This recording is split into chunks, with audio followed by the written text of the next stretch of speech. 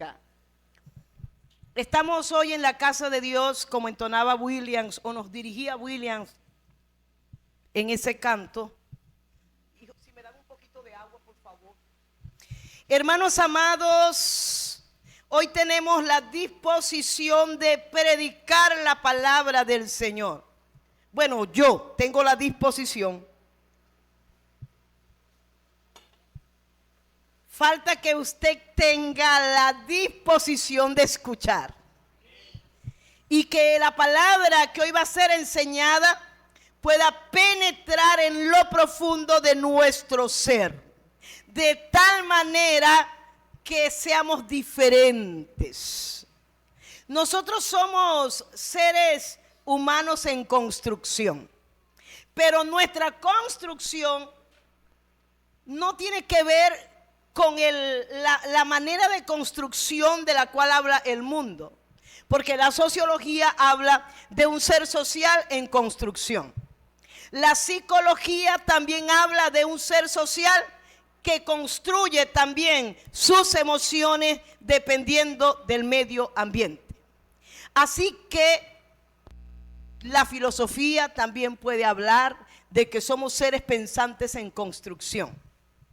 Pero no es esa construcción, no es la construcción social, no es la construcción filosófica, no es la construcción psicológica la que nos conduce.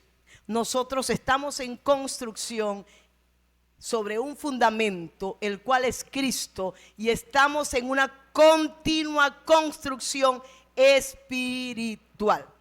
Ahora, ¿con qué estamos construyendo? ¿Saben con qué?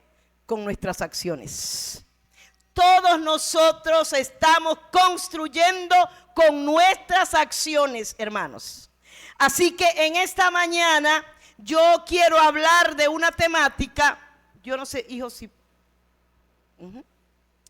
Quiero en esta mañana anunciarles que vengo a hablar de un tema que nos va a llevar 2 domingos. Significa que hoy vemos una primera parte y si Dios lo permite el domingo estaremos viendo una segunda parte. Así que quiero hablar en esta mañana, quiero hablar de este tema, los 2 tribunales inevitables. Repito, ¿cuál es la temática? Los 2 tribunales inevitables. Así que voy a tratar de correr para que salgamos a una hora que no nos moleste tanto el calor, hermanos. Yo quiero hablar de este tema y yo quiero que oremos. Quiero que usted tenga su corazón bien dispuesto para esta temática. Cierre sus ojos y adoremos al Señor. Padre, en el nombre de Jesús, te adoramos y te alabamos en esta mañana. Señor, traigo mi vida delante de tu presencia, deseando en esta mañana ser un instrumento, Señor, en tus manos. Deseando que la iglesia sea edificada en esta mañana. Que tu palabra penetre, Señor amado, en nuestro espíritu, Señor.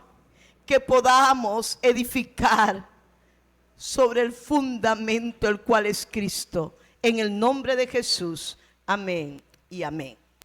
Muy bien, hermanos, tenemos entonces la temática, los 2 tribunales inevitables. Creo que el foco de atención de inicio está en ese término inevitable. De tal manera, amada iglesia, que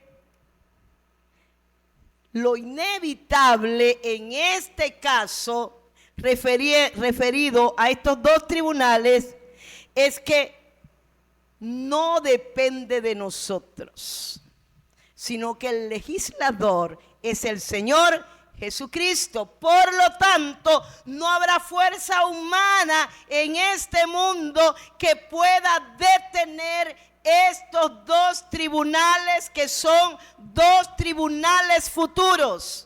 Y que tienen estos tribunales características particulares. Y que la iglesia debe saber en dónde va a estar. Y la iglesia somos usted y yo. Por lo tanto, hermanos, hemos sido ministrados estos días con la palabra del Señor. Hace algunos domingos el Señor nos hablaba del Espíritu Santo, de su obra, de la guianza del Espíritu Santo, de lo que nos identifica como iglesia. El domingo pasado el Señor nos hablaba del privilegio que es volver a casa del Padre. Pero en esta mañana el Señor nos habla a través de su palabra que hay dos tribunales inevitables que son a futuro y que nosotros vamos a estar en uno de esos dos tribunales. La pregunta es, ¿en cuál estará usted? Y la respuesta está en las Sagradas Escrituras. Así que de una vez, hermanos, avanzamos en materia. Vamos a ver algunos aspectos importantes respecto a este tema. Y es que estos dos tribunales, ¿cómo sabemos nosotros al enseñar la palabra que existen estos dos tribunales? O sea, ¿cómo sé yo como maestra de la palabra que estos dos tribunales no es un invento, no es una mera narración, sino que es una realidad futura que nadie va a poder evitar? ¿Sabe por qué? Porque la fuente de esta realidad solo pudo ser revelada por el Espíritu Santo. Y es por ello que Pablo nos habla de este primer tribunal y lo vamos a ver que el segundo tribunal, que es tan sobremanera impactante, también está revelado en la palabra por el Espíritu Santo. Y de allí es que nosotros hoy tenemos el conocimiento de que existen dos tribunales futuros. El otro aspecto, son futuros, es decir, ninguno de estos dos tribunales está funcionando, sino que van a funcionar en un futuro. En tercer lugar, estos dos tribunales tienen veredictos distintos. ¿Me estoy explicando? ¿O se entienden cuando digo que estos tribunales tendrán diferentes veredictos? Y estos veredictos no pueden ser cambiados. Son veredictos inmutables. En cuarto lugar, en los tribunales estarán dos tipos de personas. ¿Cuáles son esos dos tipos de personas? Me adelanto a decirles, el grupo de salvos estará en el primer tribunal y el grupo de condenados estará en el segundo tribunal. Otro aspecto que serán estos tribunales establecidos en tiempos diferentes. Es decir, un tribunal será primero y el otro tribunal será después. No me voy a adelantar porque en la medida que desarrollemos el tema vamos a ir viendo lo que tiene que ver con los tiempos. Y por supuesto tendrán lugares distintos. Quiero adelantarme y decir que es tenebroso la descripción del lugar del segundo tribunal. Avanzamos, hermanos. El primer tribunal es el llamado en el Nuevo Testamento el tribunal de Cristo. El tribunal de Cristo. La pregunta en esta mañana es, ¿cuánto sabe usted del tribunal de Cristo? Porque a veces nosotros podemos venir al Evangelio, podemos aprender a orar, podemos leer la palabra, pero desconocemos muchos aspectos escatológicos, desconocemos muchos aspectos futuros. Y este desconocer aspectos futuros o escatológicos puede obedecer a varios elementos o razones. Número uno, que usted no se preocupe por escudriñar las Sagradas Escrituras. Número dos, que usted se conforme solo con lo que le enseñan los domingos en la escuela dominical.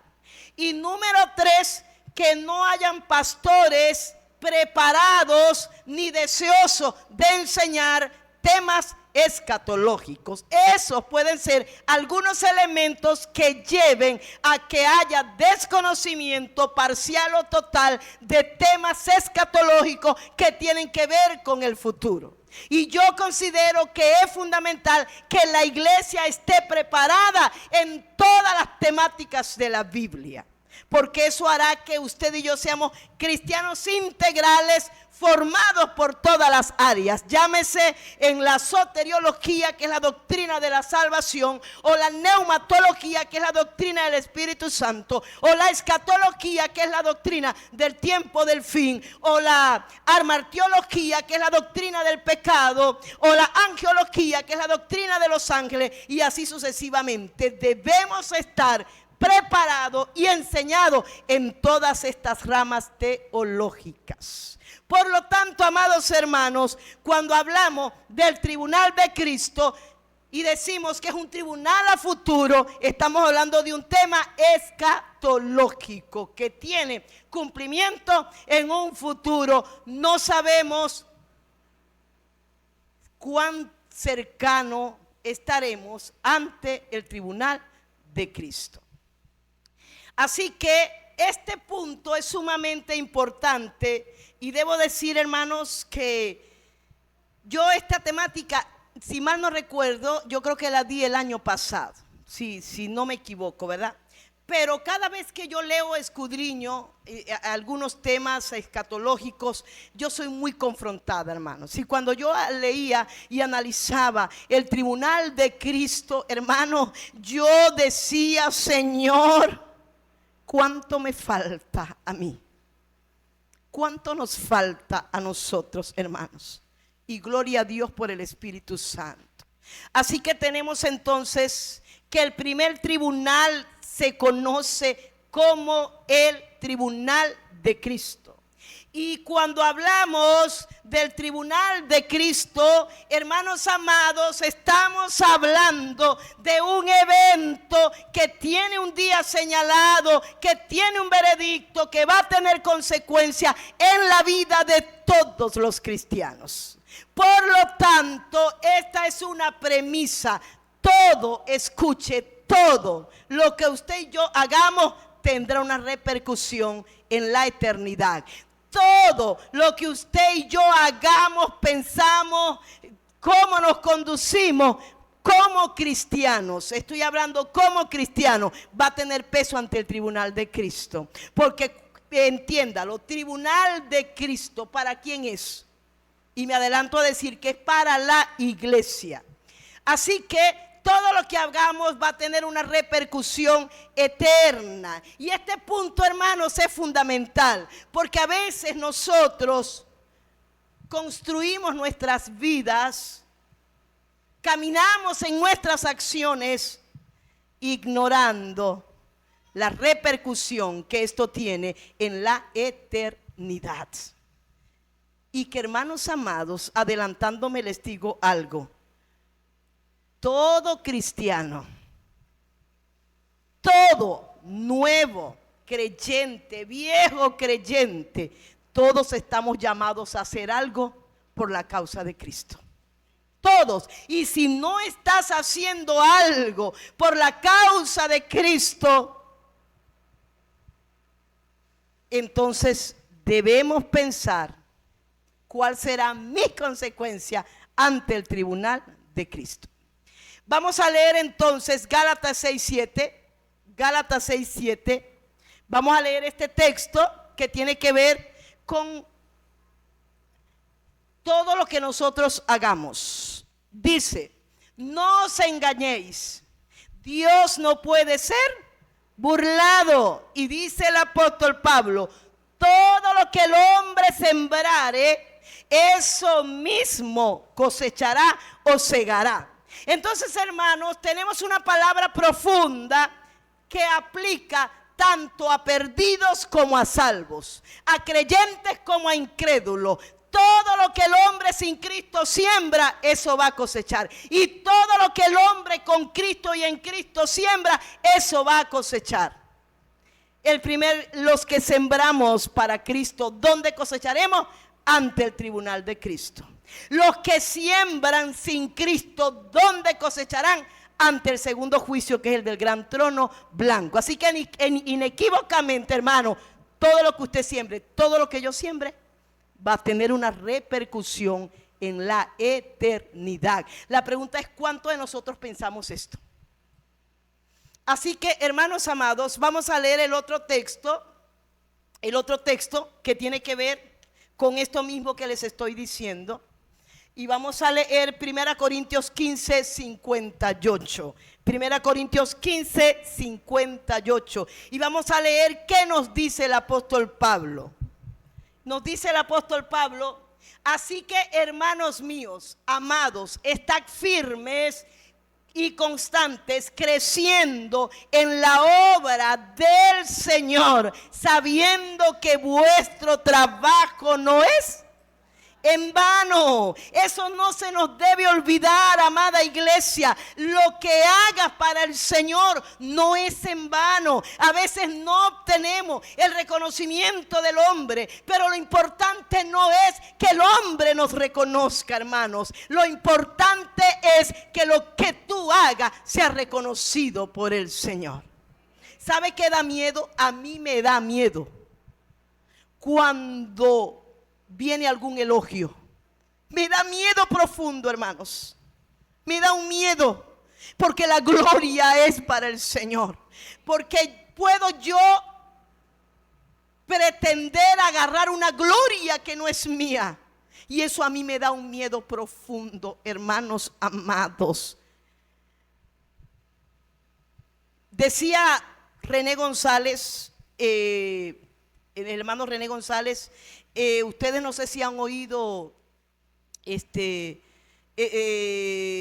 himno, detrás de la cortina, no sé, ¿cómo se llama? ¿De qué te vale alcanzar lo que quieras si detrás del telón está sentado el dador de la vida, esperando que un día le prestes atención? Y él dice que si se corre la cortina, pues allí está el Señor. ¿De qué te vale alcanzar lo que quieras? Y yo recuerdo que él contaba que él sacó este himno, la inspiración le vino, porque recuerdo que él nos contó esto, si mal no recuerdo, en un congreso de jóvenes que estuvimos en Mérida, y yo era parte de la directiva nacional de lo que en aquel entonces era la GECAT, que ahora es MIGECAT, que es el Ministerio Juvenil de las Asambleas de Dios de Venezuela, ¿verdad? Y yo recuerdo que él nos contaba que en una ocasión él tuvo un concierto, y dice que era una algarabía tan tremenda y la gente quería avolcarse para tocarle un autógrafo, un estadio lleno, y él dice que él se infló como el pavo real. Y como que wow, qué cosa soy importante, Dios mío. Cuando se fue a la habitación del hotel, sintió una tristeza tan grande. Dice que sentía que el Señor le decía: te estás robando mi gloria. Y dice que comenzó a escribir: ¿de qué me vale, Señor? O sea, ¿de qué me vale de que me aplaudan? Si detrás del telón está sentado el dador de la vida, Señor, perdóname. Y allí nace esta alabanza, hermanos amados, porque eso, como yo reaccione, va a tener una repercusión ante el tribunal de Cristo. Lo que hagas, hermanos, no es en vano.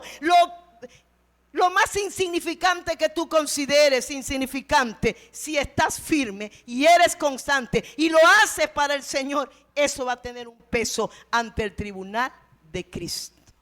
Nosotros a veces podemos entristecernos porque no somos tomados en cuenta, o porque no, hermanos, que Cristo nos apruebe y nos tome en cuenta, porque servimos a Él. Es más, dice que el que le da un vaso de agua a un pequeñito no perderá la recompensa de parte del Señor. Y también recuerdo de un testimonio que oía de una ancianita, que ella siempre quiso estar en el coro de la iglesia, pero no la tomaron en cuenta. Bueno, habrían varias razones. Lo cierto es que no, si eran válidas no lo sé, pero a esa anciana no la tomaron en cuenta. Y ella lloraba y lloraba porque ya era bastante mayor, no la tomaron en cuenta en el coro de la iglesia. Y ella lloró: Señor, no me tomaron en cuenta, y yo tanto que quería cantar. Y dice que el Señor le dijo: pero que no llores, yo solo no estoy oyendo la voz del coro, yo estoy oyendo tu voz cuando cantas. Qué bonito es que Dios nos oiga a nosotros. Tal vez la iglesia estaba oyendo el coro, pero Dios no estaba oyendo ese coro. Dios estaba oyendo la voz de la anciana que en santidad y en humildad elevaba su voz. No era oída en la iglesia, pero era oída por Cristo, y eso es lo que más importa, hermanos. También les digo, en otra ocasión oía también a un pastor decir que tuvo una experiencia donde la iglesia estaba muy llena de gente, y él, era un sueño que él tuvo, y él dice que vio a un ángel que entró con una corona bellísima, y él dijo: ¡wow! Esa corona es para mí, Dios mío. Y dice que se quedó esperando que el ángel, porque el ángel caminó en un sueño que él tuvo, y cuando se dio cuenta, el ángel volteó y le colocó la corona a la anciana, tal vez más humilde, más que no tenía nada. Fue y colocó la corona sobre aquella anciana, y él se quedó sorprendido: ¿por qué no fui yo? Si yo soy el que predico, si yo soy el que enseño, yo soy el que visito, no puedo entender y el crecimiento que estoy teniendo. Y dice que el Espíritu Santo le hablaba y le decía: lo que es la iglesia no es por lo que tú estás haciendo, es por el llanto y la intercesión de esa anciana que todas las madrugadas ora por ti y ora por la iglesia. Entonces, hermanos amados, lo que hagamos debemos hacerlo para el Señor, debemos hacerlo para Cristo. Avanzamos. Hoy solo es la introducción. Estamos hablando de dos tribunales inevitables. Estamos hablando del primer tribunal, que es el tribunal de Cristo, ¿verdad? Ahora vamos a ver algunas características del tribunal de Cristo. Porque lo primero que se puede venir a la mente suya, si desconoce del tema, es: ¿y si estoy en el tribunal de Cristo, es que estoy condenado? No, hermanos, no. Vamos a explicar esto. Algunas características del tribunal de Cristo. En primer lugar, Cristo es quien juzgará. ¿Quién es el que va a juzgar? Cristo Jesús. Romanos 14:10, vamos a leer rápidamente. Vamos a leer este texto. Pero tú, ¿por qué juzgas a tu hermano? O tú también, ¿por qué menosprecias a tu hermano? Porque todos compareceremos ante el tribunal de Cristo. Pablo está diciendo todos, pero todos, ¿a quién está referido? A todos los cristianos, a todos los salvos en Cristo. Dice: todos compareceremos ante el tribunal de Cristo. Esto hace que el tribunal de Cristo sea inevitable para la iglesia. Es decir, la iglesia sí porque sí estará presente ante el tribunal de Cristo. Número 2, el juicio será personal, así como la salvación es personal. Vamos a leerlo en 2 Corintios 5:10. Es decir, tus obras serán puestas a prueba por lo que tú hiciste. No es que el padre va a ser juzgado por el hijo, o el hijo por el padre, o el esposo por la esposa. Absolutamente no. La salvación es individual, y el juicio ante el tribunal de Cristo será individual. Así que leemos: porque es necesario que todos nosotros, todos nosotros abarca a los salvos, a la iglesia específicamente. Dice: comparezcamos ante el tribunal de Cristo, para que cada uno, juicio individual, reciba, dice Pablo, lo que según lo que haya hecho mientras estaba en el cuerpo, sea bueno o sea malo. ¿Te has detenido a analizar esto? Cada uno de nosotros va a recibir ante el tribunal de Cristo la recompensa de lo que hizo mientras estuvo viviendo en esta tierra. Avanzamos y vamos a ver, esto es importante. Y aquí se van a despejar muchas dudas que tal vez algunos de ustedes tienen. El juicio ante el tribunal de Cristo no es un juicio para condenación, ni es un juicio para determinar si somos salvos o no. No, hermanos amados. Todo el que está ante el tribunal de Cristo es salvo. Eso nadie lo va a cambiar. Todo el que esté si llegó al tribunal de Cristo es porque alcanzó la salvación. Por lo tanto, no es un juicio para condenación. Dice Romanos 8:1. Ahora pues, ninguna condenación hay para los que están en Cristo Jesús. Si nosotros aplicamos una pequeña exégesis a este texto o hacemos unas breves preguntas a este texto de Romanos 8:1, podemos decir: ¿quiénes no vendrán a condenación? ¿Quiénes? ¿Y los que están en Cristo Jesús no vendrán a condenación? Subraya esa palabra, condenación. Ahora, no hablamos de una condenación terrenal, hablamos de una condenación por la eternidad. Los perdidos son condenados eternamente. Pablo está diciendo: ninguna condenación pesa sobre el que está en Cristo Jesús. Pero ese que está en Cristo Jesús, sobre el cual no pesa condenación eterna alguna, tiene una particularidad, tiene una característica singular, y es que no anda en la carne, sino como vive, conforme a ¿qué? Y si analizamos aquí, ¿qué espíritu es este? ¿Nuestro espíritu? No, aquí está con E mayúscula. Por lo tanto, está diciendo Pablo, aquellos que viven siendo guiados por el Espíritu Santo. Ahora, nosotros tenemos el riesgo y la propensión a caminar según la carne. Y la carne se nos va a levantar tal vez todos los días. Tenemos que hacer morir la carne, viviendo en el Espíritu. Y vivir en el Espíritu, como dijo un predicador en una oportunidad, no es vivir enredado en el ala de un ángel, no es decir no hago esto ni hago aquello, yo soy espíritu, no como torta en los cumpleaños porque peco. No, vivir en el Espíritu es siendo dirigido en nuestras emociones por el Espíritu Santo, de tal manera que el carácter de Cristo es formado en mi vida y tendré la entereza espiritual para decirle no al pecado. Así que, hermanos, avanzamos. Vamos a ver las otras características. Dice, entendemos, no es un juicio para condenación, no. Es un juicio para recibir ¿qué? Recompensas.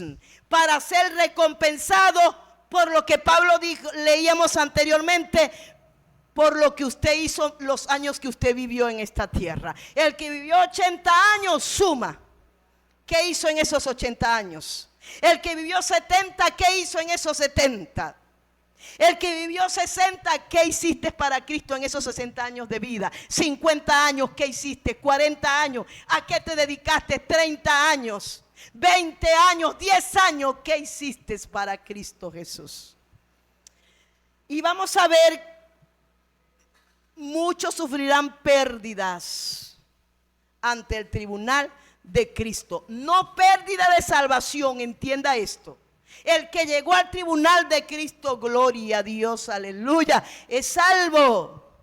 Pero en el tribunal de Cristo es un tribunal donde se entregará recompensa a los que sirvieron al Señor, a los que hicieron del talento, de la capacidad, del ministerio, de los dones que Dios le dio, los pusieron en función de Cristo y la iglesia. Eso recibirá recompensas, pero hay quienes perderán su recompensa ante el tribunal de Cristo. Y vamos a leer lo que dice Segunda de Juan 1:8. Segunda de Juan 1:8. Y vamos a adelantarnos luego a leer lo que dice Primera Corintios 3. Pero por ahora leamos esto. Quiero que lea con entendimiento. ¿Sabe cómo es leer con entendimiento? Vamos a leer con entendimiento. No miremos esto solo por las palabras que aparecen proyectadas acá. No. Vamos a tratar de entender y de que esta palabra tenga una aplicabilidad en nuestra vida. Dice: mirad por vosotros mismos, para que no perdáis el fruto de vuestro trabajo, sino que recibáis galardón completo. ¿Cómo se puede perder el fruto del trabajo ante el tribunal de Cristo? Cuando comenzamos a hacer las cosas para agradar a los hombres y no para agradar a Dios. Cuando comenzamos a hacer las cosas para ser vistos de los demás y no para ser vistos por Dios. Cuando comenzamos a hacer las cosas, pero lo hacemos por obligación, porque me lo impusieron y no porque me nace de lo profundo de mi ser servir a mi hermano, porque servir a mi hermano es servirte a ti, Señor Jesús. Así que, hermanos amados, dice: no perdáis el fruto de vuestro trabajo. ¿Cuántos cantantes hay de música cristiana que son cantantes y no adoradores? Que pueden ser abuchados, no sé si esa es la palabra, o exaltados en un estadio y que reciben miles de aplausos, pero el Señor estará diciendo: estás cantando para el hombre, no lo estás haciendo para mí. O cuántos predicadores hay que predican hermoso y reciben halagos y elogios, pero el Señor estará diciendo: estás haciéndolo para el hombre, no lo estás haciendo para mí. Hermanos amados, todo lo que usted y yo hagamos va a tener peso en la eternidad. Incluso, te digo esto, hasta la manera como reaccionamos con nosotros, entre nosotros, va a tener peso en la eternidad. Hasta la manera cuando los hermanos diáconos allá pueden decirte: hermano, ¿sabe qué? Siéntese aquí atrás o siéntese delante. Y la manera como yo reacciono: ¿por qué tengo que sentarme delante? Si yo me quiero sentar aquí, y si no me siento aquí no vengo más. Eso tiene peso en la eternidad, ¿sabías? Eso tiene peso en la eternidad. Dios nos ayude, amados hermanos. Volvemos.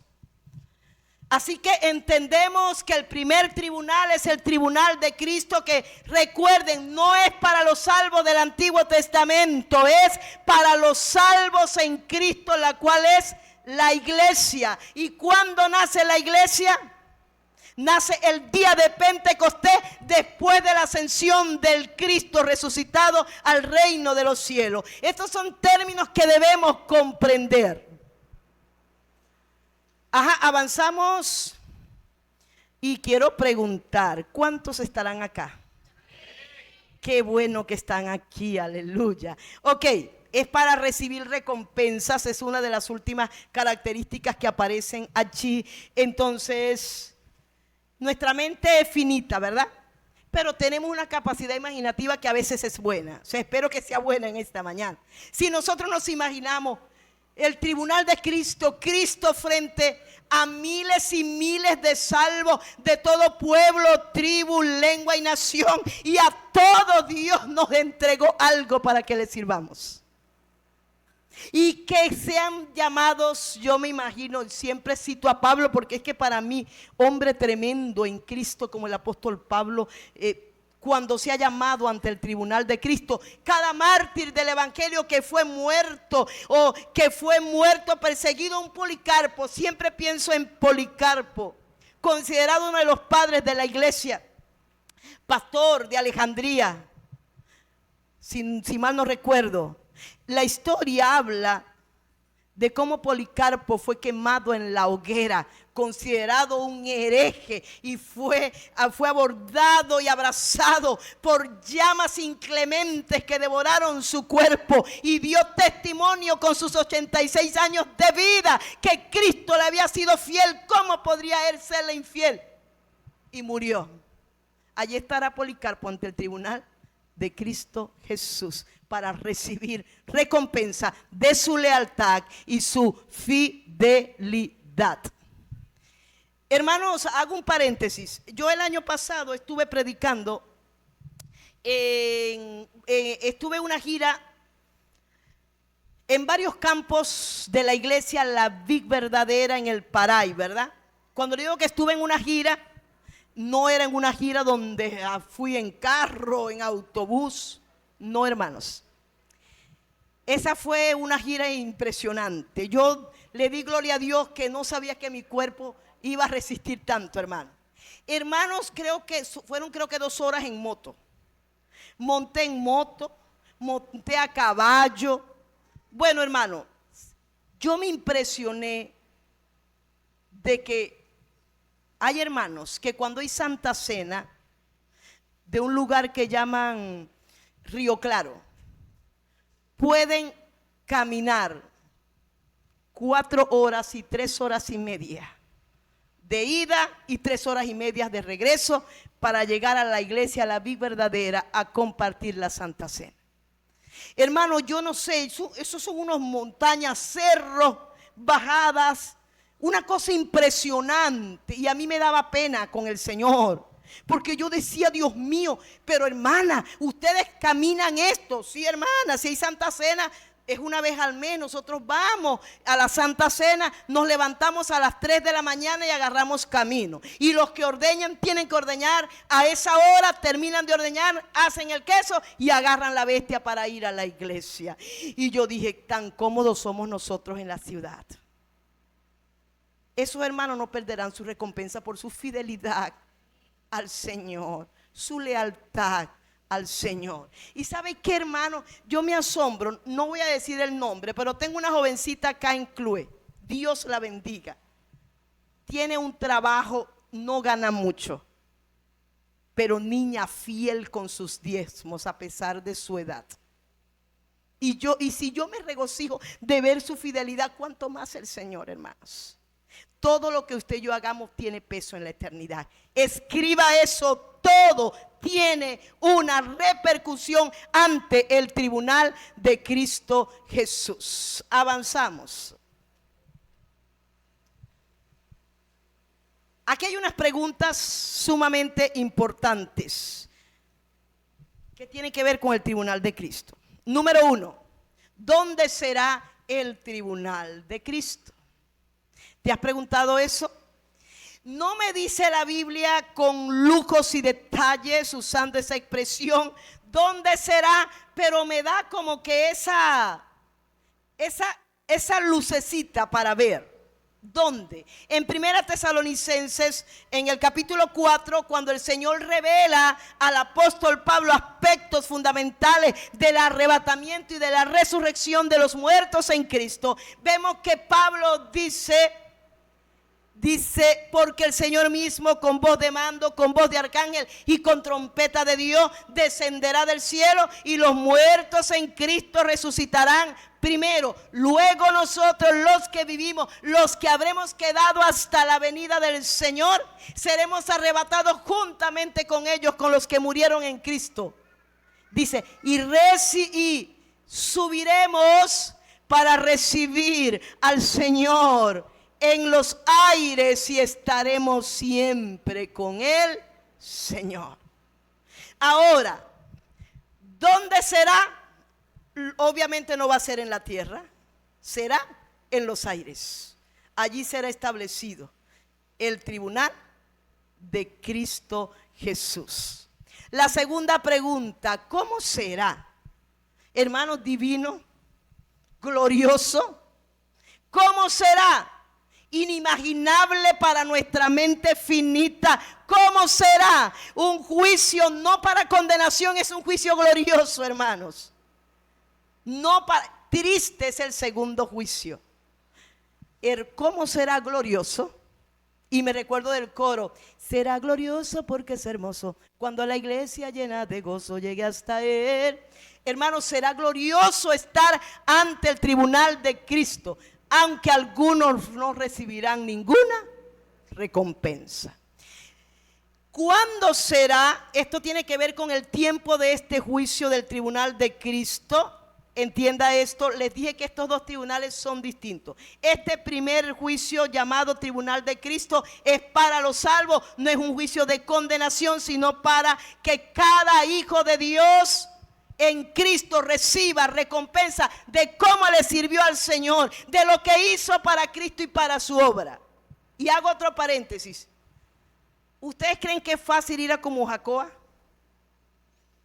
No es fácil ir a Comujacoa. Pero aquí está un grupo de hermanos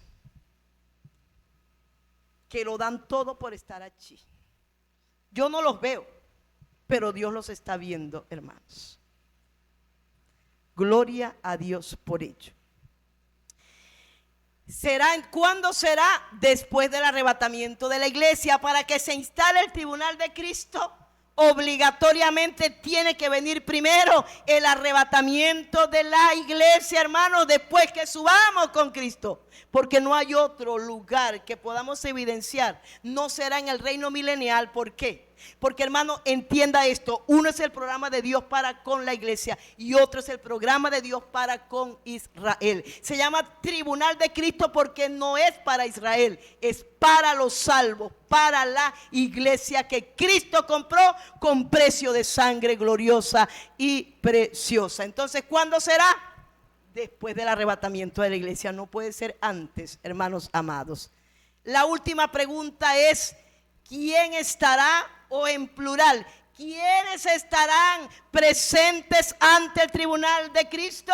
Y la respuesta es: los redimidos por la sangre preciosa de Cristo, que vivieron desde el nacimiento de la iglesia hasta el arrebatamiento. Eso nos dice que los mártires de la gran tribulación tampoco estarán ante el tribunal de Cristo. ¿Entiende eso? Qué impresionante. Entonces, ¿quién estará? Los salvos. Vamos a la última presentación para ir haciendo ya las conclusiones y que vayamos terminando. ¿No hay otra lámina allí? No. Bien, hermanos. Vamos a ver rápidamente 1 Corintios 3. ¿Ya? Ok, aquí está. Hermanos, aquí hay coronas. Estas coronas yo entiendo que son simbólicas. Decía un sobrinito en una ocasión que yo estaba dando esto hace como 15 años o más en la iglesia La Vida Verdadera, y me decía un sobrino: tía, pero ¿cómo va a ser Pablo con su corona? Era un niño. Porque yo creo que tendrá tantas piedras que se le irá para todos lados la cabeza. Eso es si vemos las coronas físicas. Pero las coronas no son físicas. Las coronas son simbólicas, hermanos amados. Entonces tenemos diferentes coronas. Pero antes de ver estas coronas, yo quiero que nosotros vayamos 1 Corintios capítulo 3. Y quiero adelantarme a una reflexión puntual. Si solo te conformas con venir al servicio y vienes obligado, estás perdiendo tu recompensa ante el tribunal de Cristo. Porque la actitud, hasta cómo venimos al servicio, va a pesar delante de la presencia del Señor. ¿Sabes qué es diferente cuando tienes un corazón dispuesto? Y cuando tú dices: estaré allí. Yo admiro esos hermanos que uno va a hacer algo y esos se mueven, yo lo hago, y uno no los empuja, sino que tienen una disposición tan hermosa de servicio al Señor. Dios sabe cómo viniste hoy, si obligado o viniste porque querías estar en la casa de Dios para adorar, para exaltar el nombre de Cristo. Dios pesa las intenciones de nuestro corazón, y las intenciones del corazón no las conoce hombre alguno, las conoce nuestro Padre omnisciente. Bien, vamos a 1 Corintios capítulo 3 versículo 11. Vamos a leer aquí que esto tiene... Dice, porque nadie puede poner otro fundamento que el que está puesto, el cual es Jesucristo. Pablo está hablando de la iglesia, de cómo está edificando la iglesia. La iglesia tiene un fundamento doctrinal enseñado por Cristo. No tengo autoridad de transformar ese fundamento, como por ejemplo lo que Cristo dijo que era pecado y los apóstoles dijeron que era pecado. En ese fundamento sigue siendo pecado. No soy nadie para transformar lo que fue puesto. Pablo está diciendo que sobre este fundamento, el cual es Cristo, dice que yo no puedo poner otro fundamento. Hablando de la doctrina, hermanos amados. Y esto, para mí, esto es fundamental. Y Pablo está diciendo en el versículo 12, Pablo está diciendo que debemos ver cómo estamos sobreedificando. Hijo, por favor, versículo 12. Bueno, dice el apóstol Pablo, dice, así, y si sobre este fundamento alguno edificare oro, plata, piedras preciosas, madera, heno, hojarasca, la obra de cada uno será manifiesta, porque el día la declarará. Subraye esto. Así que Pablo está diciendo que hay 6 tipos de materiales. Esto es metafórico, hermano. Nuestras acciones son comparadas con madera, heno u hojarasca, o con plata, oro o piedras preciosas. Es una metáfora donde mis acciones que yo hago diariamente son comparadas con estos materiales. Por lo tanto, el apóstol Pablo está diciendo que la obra que usted y yo hagamos, Pablo está diciendo que va a pasar por la prueba del fuego. Y Pablo habla de un día. ¿Cuál es ese día en que nuestras acciones serán pasadas por el fuego? El día cuando como iglesia nos toque estar presente ante el tribunal de Cristo Jesús. ¿Se entiende eso que estoy diciendo? Muy bien. Entonces dice que la obra de cada uno, cual sea, el fuego la probará. Es decir, la mirada de Cristo va a probar la obra de cada uno. Y sigue diciendo Pablo, y ya estoy terminando, hermanos. Sigue diciendo, si permaneciere la obra de alguno que sobreedificó, ¿qué va a recibir? Por eso es que Pablo dice que nosotros debemos estar firmes y constantes para que la obra que tú estás haciendo permanezca. ¿Sabe que el misionero David Livingstone, un misionero que dio su vida por las misiones en África, era un anciano? Y dice que él tenía como un criado que siempre lo acompañaba, un nativo tal vez. Y era ya muy anciano David Livingstone. Y aquel criado oyó orar a David Livingstone la última madrugada que oró, postrado, la cabeza inclinada a tierra. Y su clamor era: llévame a la siguiente aldea. Pero ya no tuvo más fuerzas para llegar a la siguiente aldea. Murió de rodillas orando delante del Señor. Fue constante, fue firme, fue perseverante en su ministerio. Y ¿sabe qué, hermanos amados? A veces nosotros comenzamos con ímpetu en un ministerio y de repente, ¿qué pasó? A veces vemos personas que entran al ministerio de alabanza. Al único creo que yo he visto hasta el día de hoy, desde que yo recuerdo, Papa Cecilio y Migdalia. Llegó el pastor Jairo, duró años, se fue el pastor Jairo. Llegué yo, sigo aquí. Ahí está Papa Cecilio, ahí está Migdalia. fieles y firmes sirviendo al Señor. Eso es importante. Si estás en un liderazgo, mantente sirviendo al Señor. Puede, hermanos, si se puede dar la ocasión de que de repente, bueno, hayan razones por las cuales ya no has podido estar allí, pero no solamente es alabanza y adoración, puedes hacer otras cosas para el Señor. Debemos estar fervientes y constantes en el Señor.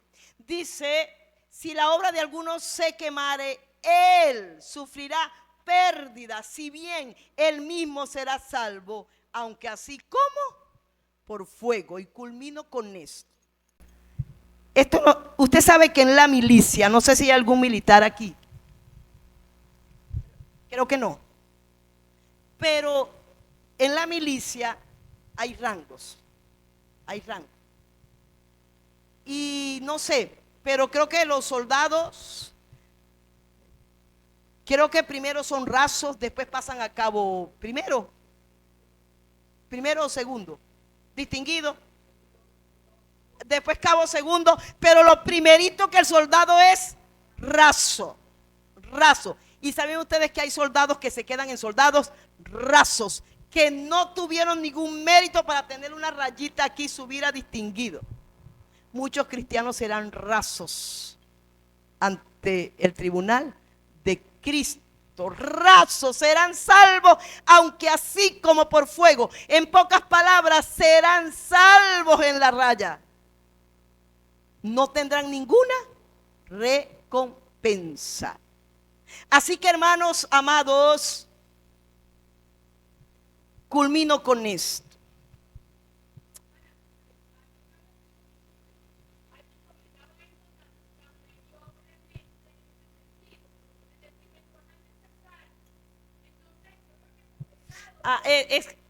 Escuchen lo que está diciendo Migdalia.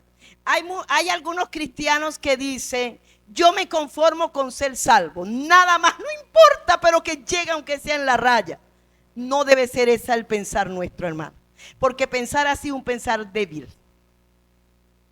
¿Acaso no tiene méritos nuestro Cristo para que nosotros le sirvamos, para que le demos la gloria, para que nosotros le honremos, para que nosotros le exaltemos con nuestras acciones? Porque pensar así es: Cristo, no quiero hacer nada por tu causa. ¿Cuánto hizo Cristo por nosotros? Entonces, en ese sentido, amada iglesia, recuerda que estaremos ante el tribunal de Cristo, y dice que allí seremos recompensados.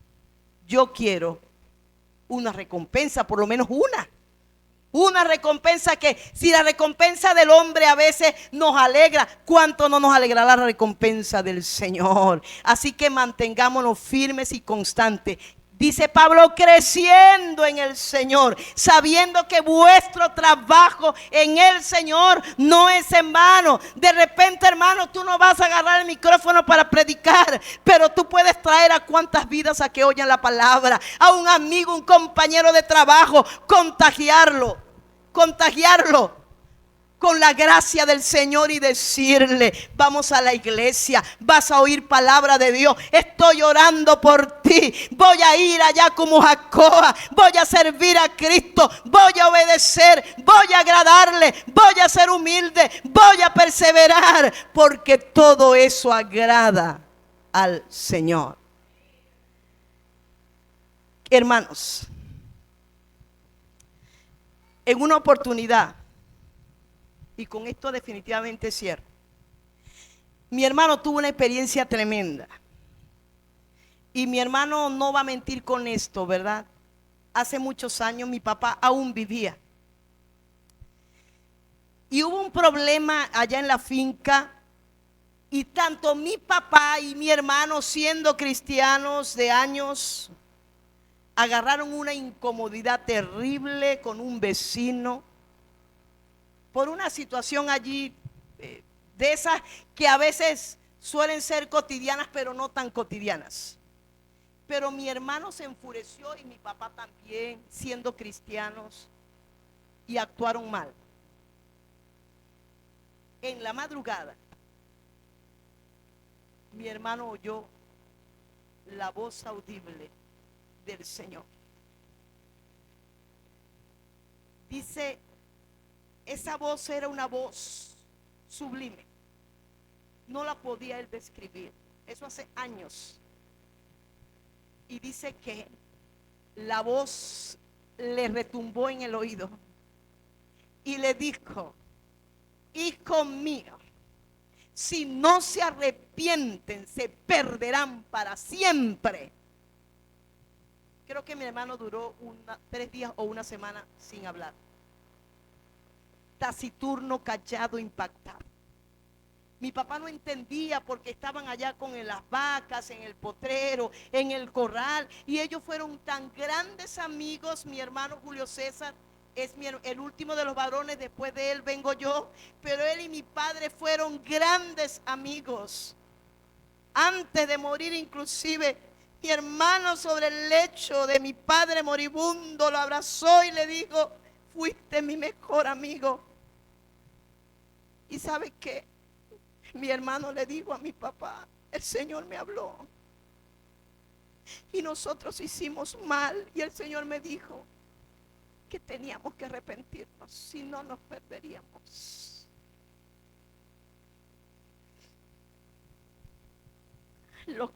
Cómo reaccionamos ante las circunstancias, con nuestros vecinos, con quien sea, va a tener un peso ante el tribunal de Cristo. ¿Qué necesitamos, hermano? Volvernos al Señor, a su palabra. ¿Y sabe qué? Todos nosotros cometemos errores. Aquí no hay ninguno perfecto. Ninguno de nosotros somos perfectos. Vamos camino a la Nueva Jerusalén, pero vamos camino en medio de proceso. ¿Qué tenemos que hacer? Venir al Señor y decir: manifiéstate a mi vida, corrige esta falta, Señor. Cuando yo estudiaba y analizaba estas cosas, decía: Señor, ¿cuánto me falta por aprender? ¿Cuánto nos falta, iglesia, a todos por aprender? Y yo quiero que tú inclines tu rostro y yo quiero que oremos. Que oremos, hermanos. Que pidamos al Señor que nos ayude. Pidamos al Espíritu Santo. Como decía el Señor: el que me ama, mi palabra guardará, mi mandamiento guardará, y mi Padre le amará, y yo le amaré y me manifestaré a él. Yo deseo la manifestación de Dios en mi vida. Porque la manifestación de Dios en tu vida y en mi vida nos va a ayudar, hermano, nos va a llevar a servirle al Señor con lo que Dios nos ha dado, con lo que Dios ha puesto en tus manos. No hay una sola persona en este recinto a quien Dios no haya entregado algo para su servicio. Todos los que estamos aquí, sépalo, iglesia, Dios te ha entregado algo, algunos grandes, otras cosas pequeñas, pero sea lo que sea, Dios lo ha entregado en tus manos. La pregunta es: ¿qué vas a hacer con lo que Dios te ha dado? Y lo que Dios te ha dado, lo estás usando para gloria del hombre o para gloria de Dios. Porque nada que sea usado para la gloria del hombre tiene peso en el tribunal de Cristo. Solo tiene peso lo que se ha usado para la gloria del Redentor, del Salvador de nuestras vidas. No digas: no tengo nada que dar. Tienes mucho que dar para el Señor, mucho que dar en su presencia. Así que te animo, iglesia, a que perseveres. Si solo sabes orar, ora, intercede. Si solo sabes adorar, adora a Dios como nunca. Lleva a otro a los pies de Cristo con tu testimonio. Sirve al hermano en la fe. Sirve a la viuda. Sirve al huérfano de todo corazón. Si vas a discipular a alguien, que ese discípulo esté sembrado en tu corazón. Si vas a evangelizar, hazlo de corazón. El Señor nos ayudará. Podemos rendirnos en su presencia. Y yo creo que podemos decir: En esta mañana, Señor, yo me rindo. Yo te pido perdón, Señor. Oh, hermano, yo leía 1 Corintios 3 y yo decía, Señor, cuántas veces yo he edificado con madera, con heno, con hojarasca, porque lo he hecho, lo hemos hecho, iglesia. Pero qué bonita ocasión de decir, Señor, quiero edificar con oro, plata, piedras preciosas. Aleluya. Cuando el amor nuestro es sin fingimiento, estamos edificando con piedras preciosas. Oh, ¿cuántos quieren rendirse al Señor en esta mañana?